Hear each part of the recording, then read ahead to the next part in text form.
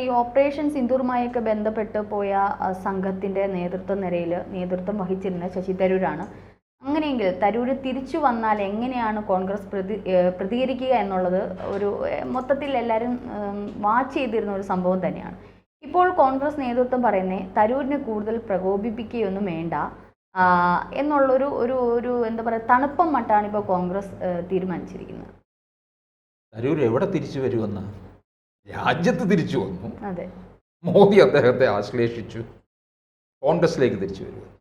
തരൂര് പോയി, എങ്ങോ പോയി കഴിഞ്ഞിരിക്കുന്നു എന്നുള്ളതാണ്. തരൂരിനെ പ്രകോപിപ്പിക്കരുതെന്ന് കോൺഗ്രസ്സുകാർ പറഞ്ഞിരിക്കുകയാണ്. പക്ഷെ തരൂര് ഇവരെ പ്രകോപിപ്പിച്ചുകൊണ്ടിരിക്കുകയാണ്. അതാണ് രസം. തരൂരിനെ പ്രകോപിപ്പിക്കേണ്ട കാര്യമൊന്നുമില്ല. തരൂർ എവിടെ നിൽക്കുന്നു? ഈ കോൺഗ്രസ്സുകാരന്മാരുടെ വാക്ക് കേട്ട് പ്രകോപനം കൊള്ളാനായിട്ടുള്ള ഇത്രയും വലിയ പ്രൊഫൈലോടുകൂടിയ ഒരാൾ ഇവരുടെ ഈ പക്ക രാഷ്ട്രീയം കളിച്ച് കിടക്കുന്നവരുടെ വാക്ക് കേട്ട് പ്രകോപിതനാകുമോ? അദ്ദേഹത്തിൻ്റെ ലെവൽ അറിയത്തില്ലയോ? ഇത് പപ്പുമോനല്ലല്ലോ. ഞാൻ എപ്പോഴും ഈ തരൂരിനെ ഇങ്ങനെ വാഴ്ത്തുന്നുണ്ടെങ്കിലും തിരുവനന്തപുരത്തെ MP എന്നുള്ള രീതിയിൽ ഇദ്ദേഹം തിരുവനന്തപുരത്തുകാരെ പറ്റിക്കുകയായിരുന്നു കേട്ടോ. അത് ഞാൻ പറയാം. അക്കാര്യത്തിൽ ഞാൻ ശശി തരൂരിന് എതിരാണ്. എന്ത് ചെയ്ത് എന്ന് മണ്ണാങ്കട്ട ചെയ്ത് തിരുവനന്തപുരത്തിന് വേണ്ടി ഒന്നും ചെയ്തിട്ടില്ല. അത് ശക്തമായിട്ട് ഞാൻ പറയുന്നുണ്ട്. പക്ഷെ എങ്ങനെ ജയിച്ചു എന്ന് ചിലപ്പോൾ തിരിച്ചു ചോദിക്കാം. അത് തരൂരിന് സെൻട്രൽ ട്രാവൻകൂറിൽ എടുപ്പ് കുതിരയുണ്ട്, അറിയാമോ? എല്ലാവരും കൂടെ ഉണ്ടാക്കിയ ഒരു കുതിര ഇങ്ങനെ എല്ലാവരും കൂടെ ചുമന്നുകൊണ്ട് പോകുന്ന പോലെ അങ്ങനെ ഒരു എടുപ്പ് കുതിരയായിട്ടാണ് ഇങ്ങനെ തിരുവനന്തപുരത്ത് വന്ന് ഇറങ്ങുന്നത്. പിന്നെ ഇത്രയും വലിയൊരു അക്കാഡമിക് പ്രൊഫൈലുള്ള ഒരാൾക്ക് നഗര കേന്ദ്രീകൃതമായ പ്രദേശങ്ങളിൽ നിന്ന് വോട്ട് കിട്ടും. അതാണ്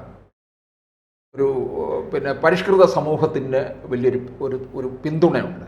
രാജീവ് ചന്ദ്രശേഖർ വന്നപ്പോഴാണ് അതിനെ ഒന്ന് തടയിടാനായിട്ട് കഴിഞ്ഞത്. രാജീവ് ചന്ദ്രശേഖരൻ്റെ പ്രൊഫൈൽ ആൾക്കാർ മനസ്സിലാക്കി കഴിഞ്ഞപ്പോൾ. ഇനിയിപ്പോൾ പുതിയ കാലത്ത് അങ്ങനെയുള്ളവർക്കായിരിക്കും പ്രാധാന്യം വരുന്നത്. അല്ലാതെ ഈ പഴഞ്ചൻ രാഷ്ട്രീയ രീതിയല്ല. രാവിലെ കക്ഷത്തിൽ ഒരു ഡയറി എടുത്ത് ഇടുക്കി വെച്ച് കുറേ പിഞ്ഞുപോയ കതറ് വിട്ട് അല്ലെങ്കിൽ അമൂൽ ബേബികളെ പോലെ ഇങ്ങനെ ഇറങ്ങുന്ന കോൺഗ്രസ്സുകാരെ ഒന്നും അല്ല ഇനി ആവശ്യം. ഇപ്പോൾ മാത്യു കുഴൽനാടനെ പോലുള്ളവരെയൊക്കെ ആവശ്യമാണ്. അല്ലെങ്കിൽ ഷാഫി പറമ്പിൽ, മാങ്കൂട്ടത്തിൽ, ഇവരൊക്കെയാണ്, PC വിഷ്ണുനാഥ്, ഇവരൊക്കെയാണ് വരുന്നത്. പഴയ രാഷ്ട്രീയ രീതിയൊക്കെ മാറിപ്പോയി. സഖാക്കന്മാരുടെ ഇടയിലും കാര്യങ്ങളൊക്കെ മാറേണ്ട ഒരു ഹൈടെക് രീതിയിലേക്ക് കാര്യങ്ങൾ മാറുന്നു എന്നുള്ളതാണ്. അവിടെ ആയിരിക്കും ഇനി രാജീവ് ചന്ദ്രശേഖറിന് പിന്തുണ ഏറുന്നത്. തരൂര് ഇപ്പം ഈ വിദേശത്തേക്ക് പോയ സംഘത്തിലെ കോൺഗ്രസിൽ നിന്ന് ശശി തരൂര്, ആനന്ദ് ശർമ്മ, മനീഷ് തിവാരി, സൽമാൻ ഖുർഷിദ് എന്നിവർക്കാണ് പാർട്ടി നിർദ്ദേശം നൽകിയിരിക്കുകയാണ്. അതായത് പ്രസ്താവനകൾ കോൺഗ്രസിനെ വെട്ടിലാക്കുന്ന തരത്തിലുള്ള പ്രസ്താവനകൾ വിലക്കിയിരിക്കുകയാണ് ഈ ഓപ്പറേഷൻ സിന്ദൂറിൻ്റെ കാര്യത്തിൽ. അതിന് കോൺഗ്രസിനെ എന്തുവാ വെട്ടിലാക്കുന്നത്? ശശി തരൂര് പറഞ്ഞത് എൻ്റെ രാജ്യത്തിന് വേണ്ടിയാണ് വന്നിരിക്കുന്നത്.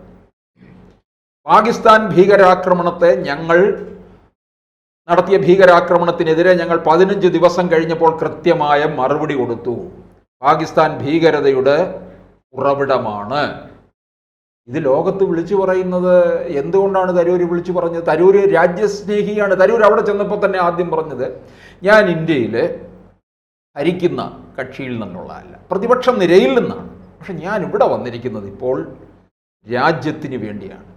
എൻ്റെ രാജ്യത്തിനെ അറ്റാക്ക് ചെയ്യാൻ വന്ന ഭീകരർക്ക് മറുപടി കൊടുത്തതിനെ പറ്റിയുള്ള വിശദീകരണത്തിന് വേണ്ടിയാണ് വന്നിരിക്കുന്നത്. ഇത് തന്നെയാണ് E.T. മുഹമ്മദ് ബഷീറും ഒരു സംഘത്തിലുണ്ടായിരുന്നു. അദ്ദേഹം റിയാദിൽ പറഞ്ഞത്. ഹൈദരാബാദിലുള്ള ഒരു MP ഒവൈസി, അദ്ദേഹം ഇവിടെ മോദിക്കെതിരെ ഉറഞ്ഞു തുള്ളുന്ന ആളാണ്. അദ്ദേഹവും പോയി രാജ്യത്തിന് വേണ്ടിയാണ് സംസാരിച്ചത്. പിന്നെ ഈ കോൺഗ്രസ്സുകാർക്ക് എന്താ? ഇപ്പം തരൂരിന് ഇനിയിപ്പോൾ ഒരു പദവി തന്നെ നൽകി. ഇങ്ങനൊരു ടീമിനെ എപ്പോഴും അങ്ങനെ നിർത്തിയേക്കും. ആ ടീമിൻ്റെ ഒരു തലവനാക്കാൻ തന്നെയാണ് തീരുമാനം. ഇത് നരേന്ദ്രമോദി ഒന്നും കാണാതൊന്നും ഈ തരൂരിനെ ഇങ്ങനെ വല വീശി പിടിക്കത്തില്ല. കഴിവുള്ളവരെ കണ്ടെത്തുമേ. നമ്മൾ 2014 മുതൽ നരേന്ദ്രമോദി സർക്കാരിലെ ഓരോരുത്തരെയും ഇങ്ങനെ എടുത്തു നോക്കിക്കുകയും അതിൽ വന്നിരിക്കുന്ന ഓരോ വകുപ്പും കൈകാര്യം ചെയ്യുന്നവർ, ധനമന്ത്രി തന്നെ നിർമ്മല സീതാരാമൻ, ഇതൊരു കഴിവുള്ള ഒരു സ്ത്രീയാണ്. സാമ്പത്തിക കാര്യങ്ങളിലൊക്കെയുള്ള ഇടപെടൽ. വിദേശകാര്യമന്ത്രി ജയശങ്കർ, ആ ടീമൊക്കെ തന്നെ അതിഗംഭീരമല്ലേ, ഇവരെയൊക്കെ കണ്ടെത്തിയതല്ലേ, അതാണ് വേണ്ടത്. അപ്പോൾ ഒരുപക്ഷെ സാറ് പറയുന്നത് ശരിയായിരിക്കാം. മോദിക്ക് അങ്ങനെയുള്ളൊരു ഗുണമുണ്ട്. കാരണം ആരെയൊക്കെ എവിടെയൊക്കെ നിയമിക്കണം, എന്തൊക്കെ രീതിയിൽ അവരെ മാക്സിമം ഉപയോഗിക്കണം എന്നുള്ളത്, കഴിവുള്ളവരെ എങ്ങനെയൊക്കെ നമ്മുടെ മുൻനിരയിലേക്ക് കൊണ്ടുവരണം എന്നുള്ള ഒരുപക്ഷെ BJPക്ക് അതിൻ്റെ ധാരണയുണ്ട്. പക്ഷെ ആ ഒരു ധാരണ ഇല്ലാത്തത് കോൺഗ്രസിനാണ്. പക്ഷെ എന്ത് തന്നെ പറഞ്ഞാലും നമ്മൾ ഈ എപ്പോഴും കോൺഗ്രസിനെതിരെ പറയുമ്പോൾ ഒരു പാർട്ടിയിൽ നിൽക്കുമ്പോൾ അതിന് നമ്മൾ പാലിക്കേണ്ടുന്ന ചില കാര്യങ്ങളുണ്ട്. ഒരു പക്ഷേ കോൺഗ്രസ് നേതൃത്വത്തിന് ശശി തരൂരിനെ ഈ സർവകക്ഷി ഇവരുടെ കൂടെ ഈ ഒരു അംഗങ്ങളുടെ കൂടെ വിടാൻ അവർക്ക് താല്പര്യമില്ല. പക്ഷേ ഒരു പക്ഷേ കേന്ദ്രത്തിൻ്റെ ഡയറക്റ്റുള്ള തീരുമാനമായിരിക്കാം ശശി തരൂർ, അത് അദ്ദേഹം അനുസരിക്കേണ്ടിയിരിക്കുന്നു. പക്ഷെ ആ വിവരം കോൺഗ്രസിനെ അറിയിക്കേണ്ടുന്ന ബാധ്യത ആ പാർട്ടിയിൽ നിൽക്കുന്ന ഒരു വ്യക്തി, ഒരു MP എന്നുള്ള രീതി അദ്ദേഹത്തിൻ്റെ തെറ്റായ ഒരു നടപടിയാണെന്ന് ഞാൻ തന്നെ പറയും. കാരണം അദ്ദേഹം അത്തരത്തിൽ പോകുന്നുണ്ടെങ്കിൽ അത് കോൺഗ്രസ് പാർട്ടി അറിയിക്കേണ്ടുന്ന ചുമതല അദ്ദേഹത്തിനുണ്ട്. പാർട്ടി അംഗീകരിക്കാത്തവർ രണ്ടാമത് അത് അദ്ദേഹത്തിന് മറുപടി കൊടുക്കുക. എന്നെ കേന്ദ്രം, ഞാനൊരു MP ആണ്, കേന്ദ്രം രാജ്യത്തിന് വേണ്ടി പറഞ്ഞാൽ ഞാൻ എന്ത് ചെയ്യും, അതിന് മറുപടി നിങ്ങൾ കൊടുക്കുക. അപ്പോൾ ഒരു പാർട്ടിയിൽ നിൽക്കുന്ന നേതാവ് എന്നുള്ള രീതി ചിലത് പാർട്ടിയെ അനുസരിക്കേണ്ടുന്ന ബാധ്യത അതിലുണ്ട്. അല്ലെങ്കിൽ ആ പാർട്ടിക്ക് വേണ്ടിയിട്ട് മത്സരിക്കാനോ തെരഞ്ഞെടുപ്പ് നിൽക്കാനോ പോകരുത്. കാരണം അദ്ദേഹം എനിക്ക് പാർട്ടി നേതാവണ്ട, ഞാൻ പുറമെ രാജ്യത്തിന് വേണ്ടി പ്രവർത്തിക്കുന്ന ഒരു നിഷ്പക്ഷമായിട്ട് നിൽക്കുന്നു എന്നുള്ള നിലപാട് അദ്ദേഹത്തിന് സ്വീകരിക്കാമല്ലോ. അപ്പോൾ പാർട്ടിയുടെ ചില ഈ പറഞ്ഞോണമുള്ള പദവികളൊക്കെ സ്വീകരിച്ചുകൊണ്ട്, പാർട്ടിയുടെ ചില പദവികളിൽ ഇരുന്നുകൊണ്ട് ഈ പറഞ്ഞോണം പാർട്ടിക്കെതിരെയുള്ള എല്ലാ കാര്യങ്ങളും അദ്ദേഹം ചെയ്യുന്ന തെറ്റ് തന്നെയാണ്. പിന്നെ പാർട്ടി പറയും ചില കാര്യം രാജ്യത്തിനോടൊപ്പം തന്നെ നിൽക്കണം, അത് ഞാൻ യോജിക്കുന്നു.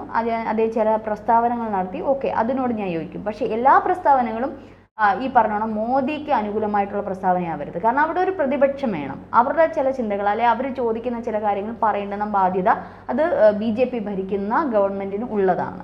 അപ്പോൾ അത് പാർട്ടി അനുസരിക്കേണ്ടതും പാർട്ടിയോടൊപ്പം തന്നെ നിന്ന് അത് ചെലവഴിക്കേണ്ട ഉത്തരവാദിത്വം ശശി തരൂരിന്. ഇങ്ങനെയൊക്കെയുള്ള ചില വീഴ്ചകൾ വരുമ്പോൾ അത് കോൺഗ്രസിനെ വല്ലാണ്ട് അമർഷത്തിലേക്ക് പോകുന്നു. എന്നാൽ ഇദ്ദേഹത്തിന് വിട്ടുകളയാനും കോൺഗ്രസിന് പറ്റുന്നില്ല.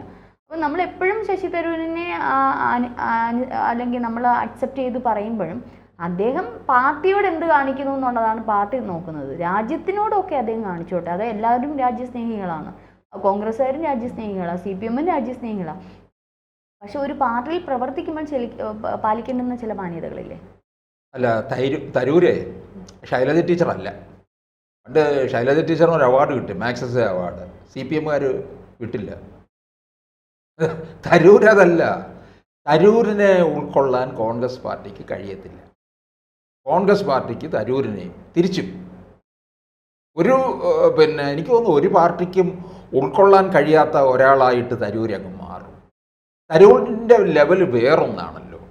തരൂർ ഈ കോൺഗ്രസിലേക്ക് വന്നപ്പോൾ പിന്നെ ഇവരെന്തിനാ രണ്ട് കൈ നീട്ടി എടുത്തുകൊണ്ട് വന്നത്? തരൂർ എവിടെ നിൽക്കുന്നു? തരൂർ 2009 മത്സരിക്കാൻ വന്നപ്പോൾ ഇവിടുത്തെ കോൺഗ്രസ്സുകാരെതിരായിരുന്നു. ഇപ്പോഴും തരൂരിനെ പുറത്തിയാടിക്കാൻ വേണ്ടി കോൺഗ്രസിൽ നല്ലൊരു പങ്ക് അധ്വാനിച്ചുകൊണ്ടിരിക്കുകയാണ്. അതുകൊണ്ടാണ് ഈ പ്രകോപനപരമായിട്ടുള്ള കാര്യങ്ങളൊക്കെ പറയുന്നത്. തരൂരിനെ പ്രകോപിപ്പിക്കരുതെന്ന്. തരൂർ പ്രകോപിതനാകുന്നില്ല, തരൂർ ഇവരെ പ്രകോപിപ്പിക്കുകയാണ് ചെയ്യുന്നത്.